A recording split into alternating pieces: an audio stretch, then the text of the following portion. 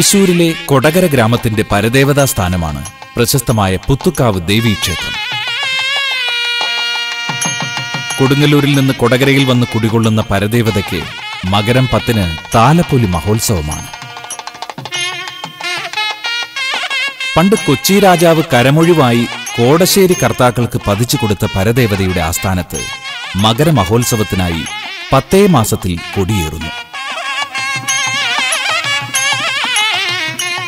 പുരാതനമായ ഈ ക്ഷേത്രത്തിലെ ഉത്സവമേളയ്ക്ക് മോടി കൂട്ടുവാൻ ആനയും അമ്പാരിയും ആഘോഷവിശേഷങ്ങളുമുണ്ട്. ആത്മഹർഷത്തിന്റെ അതീന്ദ്രിയമായ ആവേഗത്തിൽ ദേശമനസ്സുകൾ ഒന്നായിത്തീരുന്ന പുത്തുക്കാവ് ദേവീക്ഷേത്രത്തിലെ താലപ്പൊലി മഹോത്സവത്തിന്റെ വശ്യതയാർന്ന ദൃശ്യങ്ങളിലേക്ക് മാന്യപ്രേക്ഷകർക്ക് സ്വാഗതം. ഉത്കൃഷ്ടമായ കലാരൂപങ്ങളുടെയും നാടോടി വഴക്കങ്ങളുടെയും താളമേള തരംഗലയത്താൽ സമാകർഷകമാകുന്ന പുത്തുക്കാവ് താലപ്പൊലി മഹോത്സവത്തിന് അനുപമമായ ചാരുതയും അതീന്ദ്രിയമായ അനുഭൂതി വിശേഷവുമുണ്ട്.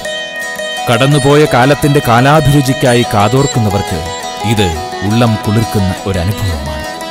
അലൗകികമായ ആനന്ദത്താൽ തുടിച്ചു തുള്ളുന്ന മനസ്സുകൾക്ക് മുന്നിൽ രാവിന് പോലും വിന്നമ്രഭാവം.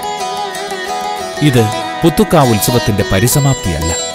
പുലരും വരെ അരങ്ങിലെത്തിയ ആൾരൂപങ്ങൾ ഇവിടെ ആടിത്തിമിർക്കും. പുലരുമ്പോൾ ഭഗവതിക്ക് പറസമർപ്പിച്ച് ഇവർ മടങ്ങും. അതുവരെ ദേശമനസ്സുകൾ ഉള്ളം തുറന്നാടുന്ന ഉത്സവ കാഴ്ചകൾ തുടർന്നുകൊണ്ടേയിരിക്കും.